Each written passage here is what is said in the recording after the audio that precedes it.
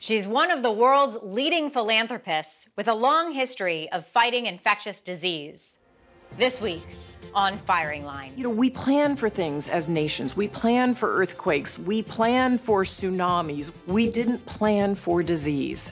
The Bill and Melinda Gates Foundation has pledged more than $300 million to fight COVID-19 worldwide. 5 years ago, her husband Bill gave this warning.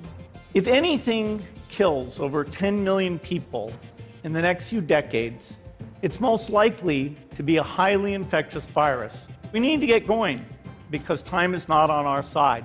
Now it's a race against time. We haven't had leadership at the national level, and so you're seeing what's happening, and it's chaos. Melinda Gates is also raising awareness about the virus's particular impact on women. If we're going to build back society, the way to do that is to put women straight at the center, because guess what? They're already at the center. With the pandemic still raging and concerns it will get worse before it gets better, what does philanthropist Melinda Gates say now? Firing Line with Margaret Hoover is made possible in part by Charles R. Schwab and by corporate funding is provided by Stevens Inc.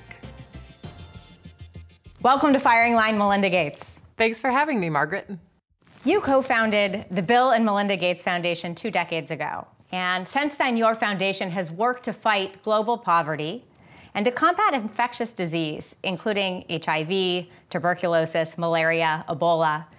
And now you have committed more than $300 million to fight the COVID-19 pandemic. My question, just to start, is your work is so often focused on global health. Could you have imagined that you would be battling a pandemic so close to home? No, there's no chance that we thought we would have a pandemic, and that part of the start of it was here in Seattle. So no, this has been quite a surprise to us. We knew eventually there would be some pandemic, but we certainly didn't think it was going to be of this magnitude and scale at this time. Nobody could have predicted that. Well, we're at the 6-month anniversary of the first known case of COVID-19 in the United States from January 20th. And right at this moment, COVID-19 cases are spiking dramatically in a majority of states. A few months ago, did you think we would be back to square one? No, I think we all thought, just listening to the data and looking at the disease modeling, that we would have a reprieve here during the summer. But, I think it's been especially challenging because we don't have a national testing program with appropriate testing, contact tracing, isolation, and quarantine. And so I think it's gotten much more difficult that people are going out more and not doing the appropriate social distancing and masks. And so we are almost already in a second wave that really wasn't predicted to happen until this fall. And you think this is a second wave rather than the continuation of the first wave spreading through different states? It's hard to say, quite honestly, but, even in some places where we've already had COVID, we are starting to see a rise again. And so really, it doesn't matter what you call it. We need to do what we know works, which is we need to practice safe social distancing and wearing masks and staying home as much as we possibly can. Well, so your foundation is working on a lot of different areas to fight the virus, from vaccines to therapeutics, providing protections to low-income countries. You, in particular, though, are focused on a group of people that you warn is being left behind, and that's women. Now, we know, looking at the data, that COVID-19 actually kills more men than women. So tell us why you're so concerned about women being left behind. Well, because we know that COVID is not only wreaking havoc on our health and our bodies, but it's also exposing the fault lines in society. It's having profound effect on the poor, on women, on people of color. And so we need to look at those issues and figure out, what do we do about it? Women are losing their job at a faster rate than men are.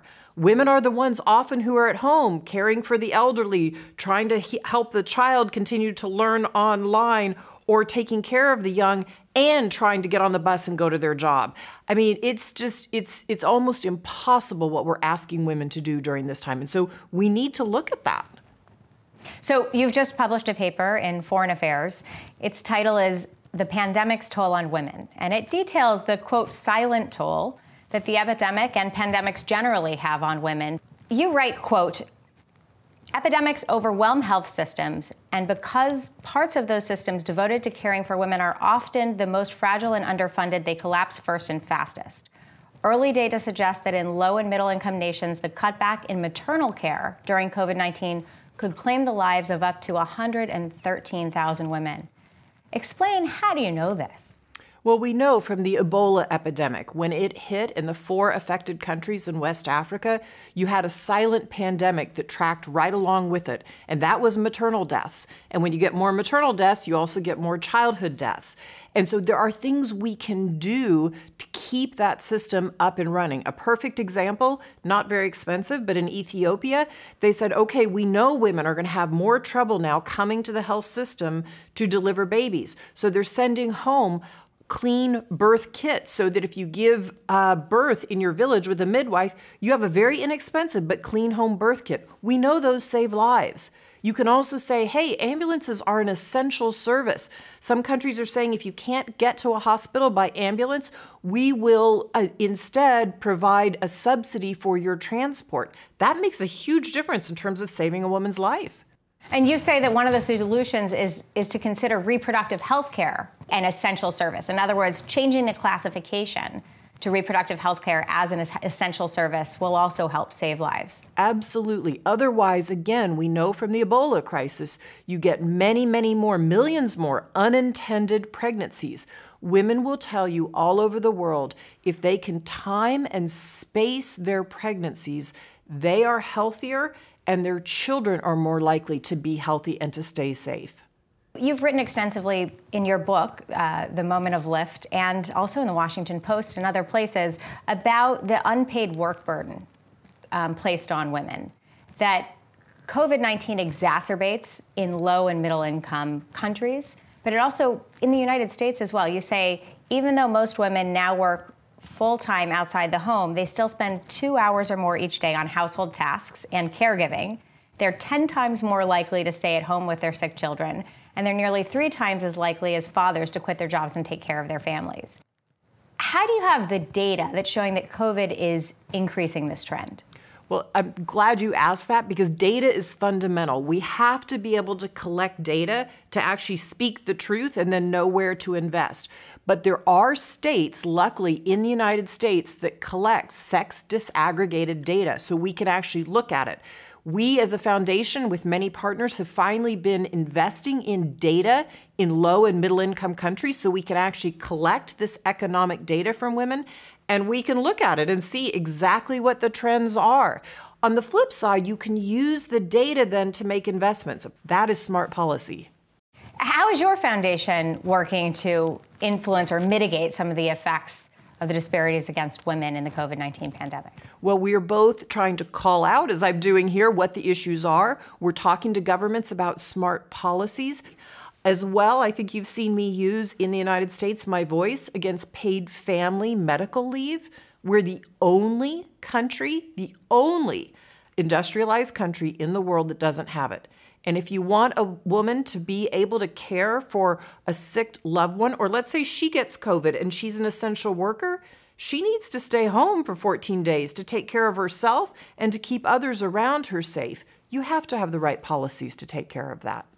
You also write, quote, with many schools closed and healthcare systems overwhelmed, more women may be forced to leave the workforce altogether. Now, in a normal year, schools would be opening within the next couple of weeks. But many schools may not be reopening, and they're dialing back their plans to reopen all over the country. What does this mean for gender equity? It's concerning. It's deeply concerning because if a woman can't see that her kids are cared for, she has no one to leave them with, how can she get on the bus and go to that job? Or how can she make sure her mother or her father who are elderly are being cared for while she's caring for her children and trying to keep a job? We have to make sure that we're not setting women back during this COVID crisis. And that's why we need to have sensible government policy and good stimulus packages. You know, it's so interesting about this virus how we're learning about it in real time. And early on, we thought that children were vectors of this virus and that they were the ones who were silently spreading COVID-19 and that thinking is changing a bit. You've seen Denmark and Finland reopen their schools without major spikes in COVID-19 in their populations. And so how do you think about, and how should we think about as a country, a reopening and a return to school, but then balancing that against what is a very real spike in cases across this country? Well, I think you see the countries that are opening their schools have a declining epidemic. They have done sensible policies early on where people actually stayed home, and so they got a declining epidemic. Then they're opening very slowly and carefully and safely. And I think what you need to do is to look at your epidemic and follow the science, but follow the measurements in your own county. This is local health commissioners have to work with governors and mayors and superintendents to make wise decisions. There will be places in the United States where the epidemic is slowly going down, where it probably you can safely reopen the schools and you keep measuring and watching. There are other places where you're having a spike in cases. You have a spike in cases, a rising epidemic that's rising quickly and overrunning the healthcare system. That's not a time to reopen your schools, but you can only make those decisions on a local basis with really good data. And yet, we have seen again and again, I will tell you, we have had mayors, we have had governors on this program where you see they are not coordinating. Does it seem to you that there is a deficiency in coordination at every level of government, or are there places that are doing it right? There are some states that I would say are doing it right and doing it right between the governors and the mayors and the health commissioners. Look, I think, first of all, we have to say this is difficult. You said it right to begin with, which is we are learning new information almost every single day about this pandemic, how it spreads, where it spreads, what we should do. We don't have all the tools yet. So it does take incredible coordination. Of course, in the United States, it would have helped if we had used our CDC properly. The CDC was set up for exactly this type of situation. The CDC was set up originally to give guidance to local health departments. So if we'd had a coordinated response from top to bottom, what would have happened was we would have done appropriate testing very quickly in a coordinated way. You would have done isolation until you got the results of your test, contact tracing, and quarantining. I think when it doesn't come together at the top, it's very difficult to have it come from the bottom up or the middle down. And so that's the situation the United States is in, unfortunately, and it's why we're seeing overwhelmed health systems that just shouldn't be overwhelmed at this stage of this pandemic. Listen, moving on to how we're going to tackle this, and one of the areas that you all have invested heavily in is a vaccine. And I want to ask you, is it your view that a vaccine is ultimately the only way out of this crisis? Well, I think a vaccine would be the quickest way out of this crisis. That is, if we can get a vaccine that is obviously safe and efficacious. I do think a medicine would help as well. If we had a medicine that as soon as you got the disease, it helped tamp it down very, very quickly, that would certainly help. But I think probably ultimately the safest tool or the quickest tool is going to be a vaccine. But, you know, both routes are being tried. We and many, many, many others are investing in both paths. You have to, in many, many vaccine candidates and many medicine candidates, to see which ones, you know, are safe and efficacious. So help us understand. I mean, the New York Times points out that the record timing for the creation of a vaccine from scratch was with the mumps, and it took 4 years. Why is there so much optimism that in the context of this COVID-19 pandemic, we're going to beat that record? Well, it's the first time you've seen global coordination over vaccine at the scale we're seeing it. And normally you do, you know, the vaccine testing, all the various stages and phases and trials, which still need to be done. And then when you have a candidate that you know is going to work, then you start investing in the manufacturing. This time it's being done in parallel, and there's so much funding going into multiple routes of a vaccine and multiple paths for manufacturing up front, some of which will be dead ends. But you're seeing so much money flow so quickly and so much global coordination. I think that's what gives people optimism. So President Trump recently predicted that a vaccine or an effective drug would be here, quote, long before the end of the year. So if everything goes right, what is the soonest you think that we could have a vaccine? Just an efficacious vaccine, maybe not scaled, but just to have one. More than likely early next year, first half of next year. I think that's probably our very best case. That's the hopeful case. You know, you get an efficacious vaccine, but then there are many logistics into ramping it up, to scaling it. What are some of the challenges to the production and the distribution that have to be thought through? Well, you have to have the bioreactors to produce the vaccine and to produce it at scale. And then luckily, in most high-income countries, we actually have very good supply chains. And then middle-income countries have their supply chain issues. Low-income countries also have supply chain issues, but we have a global coordinated effort. It's called Gavi, the Alliance for Vaccines and Immunizations. Because of that system, we do know how to get vaccines out to all corners of the earth. The thing that we need to do as a that the global leaders need to do is to ensure first that healthcare workers get this vaccine. And there are more than 60 million healthcare workers around the world. They're the ones who are taking care of the rest of us. They're the ones who are going to make sure, okay, we help stop this disease, people are taken care of, and it doesn't keep spreading. So first you have to go there, and then each country needs to look at their most vulnerable populations and figure out how to get the vaccine out to their vulnerable populations next. As we develop a vaccine, once we have one, I presume there will be a rush to get one. How should governments figure out, after healthcare workers, who gets it first? I think in place by place, country after country, governments need to look at their most vulnerable populations. They need to see who's being affected the most, and they need to make sure that they get the vaccine out to those people the most quickly. So there's a biotech company you are well aware of, Moderna, which is based in Cambridge, Massachusetts, and it is working on an mRNA vaccine, and early trials show that it is safe and effective. The Gates Foundation was an early funder of Moderna back when you backed HIV therapies as well as a Zika vaccine. Are you working on their COVID-19 vaccine as well? We're working on 9 different vaccines with COVID, yes. Of them, which makes you most hopeful? You know, it's hard to say. Different data comes out in different weeks. And so there are, again, of these 9 candidates we're looking at, there are 3 or 4 that look quite promising. Obviously, I can't talk about specific data, but, you know, as the data comes out, science is looking at it and papers are being published. And, you know, all of that keeps moving forward. The Trump administration support vaccine development, and they call it Operation Warp Speed. They have spent $500 million on Moderna, $500 million on Johnson & Johnson, $1.2 billion on Oxford's AstraZeneca. I'd like to talk to you about the right role of philanthropy versus public dollars in the context of the race to develop a vaccine.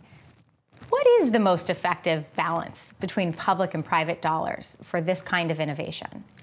Well, I think one of the things we have to realize is in the United States, you know, we are lucky in the sense that the government is willing to put in large-scale research money.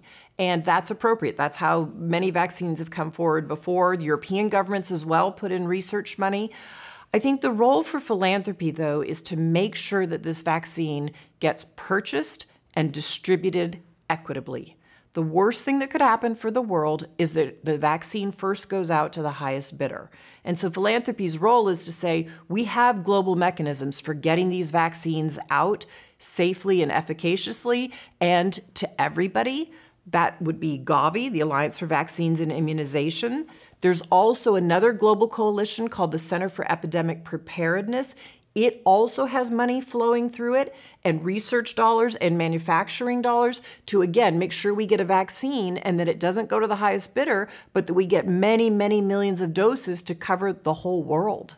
There are some people who would suggest, though, that for the high-risk, high-reward portion of this, public dollars probably shouldn't be spent. It probably should be private dollars, philanthropic dollars, because if there are 100 trials going on, some of them are going to work, some of them aren't.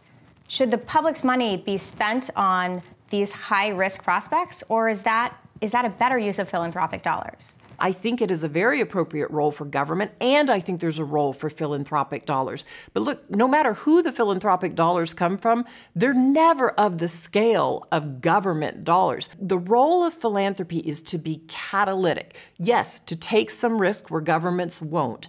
But it's to come alongside government and say, okay, these are other places that we should be taking risks and taking them on behalf of everybody, not just for one country. So this program is a revival of William F. Buckley Jr.'s Firing Line that aired for 33 years, from 1966 to 1999.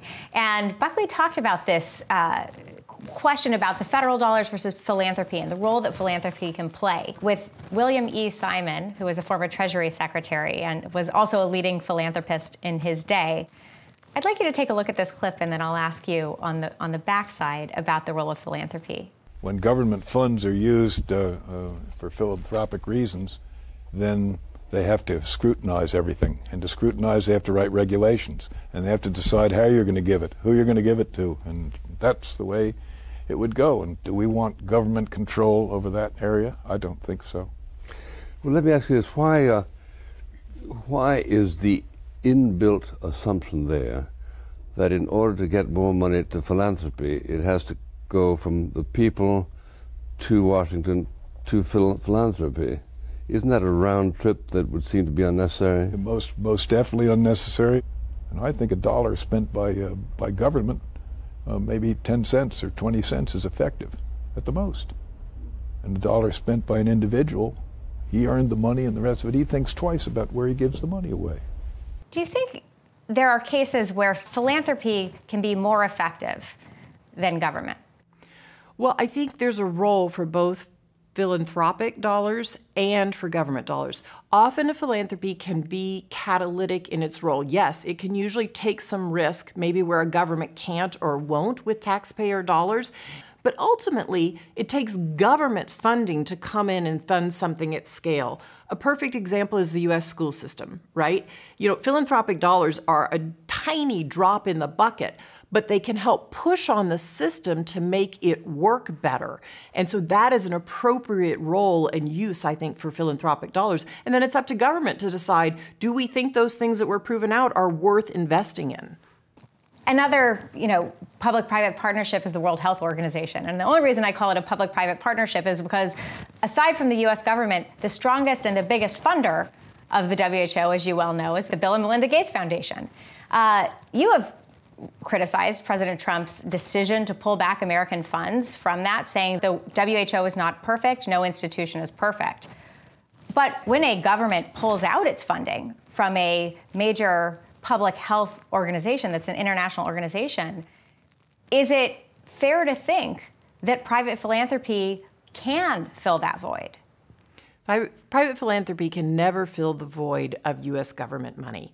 So I think we have to go back to the founding of the World Health Organization. It was founded by global leaders to deal with diseases around the world, a pandemic just like we're in. We would still be dealing with Ebola if the WHO hadn't been doing its role. Why is the Gates Foundation the second largest funder of WHO? It's because we're trying to end polio. They are instrumental. But if you take polio and Ebola side by side, when Ebola broke out in Nigeria, in Lagos, what happened? The WHO and the CDC immediately took a polio clinic and flipped it within 24 hours to be an Ebola clinic. They did all the right contact tracing. They contained the disease in Lagos, Nigeria, which is a huge hub, so it didn't expand around the world the way we're seeing this disease expand. That was the role of the WHO. And so in the middle of a pandemic, to defund the organization that knows how to deal with these crises, wow, that doesn't make any sense. Earlier this year, you said you'd give the Trump administration a D- for its response to the pandemic. Has the grade changed? No. I want to end on an upbeat note. The last line of your foreign affairs piece, you write, quote, "This is how we can emerge from the pandemic in all of its dimensions. By recognizing that women are not just victims of a broken world, they can be the architects of a better one." How can women be the architects?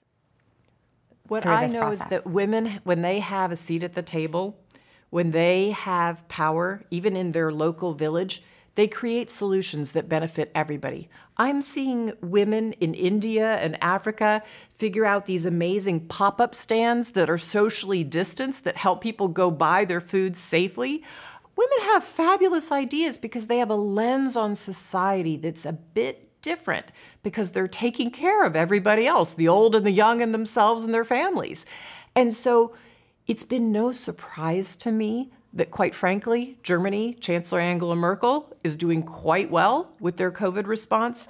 Prime Minister Jacinda Ardern in New Zealand, they're doing quite well with their COVID response. Speaking with both of those women and being on the phone, what you hear is they're listening, they're asking the experts, they're collecting advice and data, and they're thinking. Prime Minister Jacinda Ardern isn't just thinking about New Zealand. When I spoke with her, she's thinking about all the island nations around them. Chancellor Merkel, her country is thinking about how do we take in other people's COVID patients and how do we reach the people on the margins in our own countries. That's what women do, and that's why I want to make sure we empower women. With that, Melinda Gates, thank you for coming to Firing Line. Thanks for having me. Firing Line with Margaret Hoover is made possible in part by Charles R. Schwab and by corporate funding is provided by Stevens, Inc.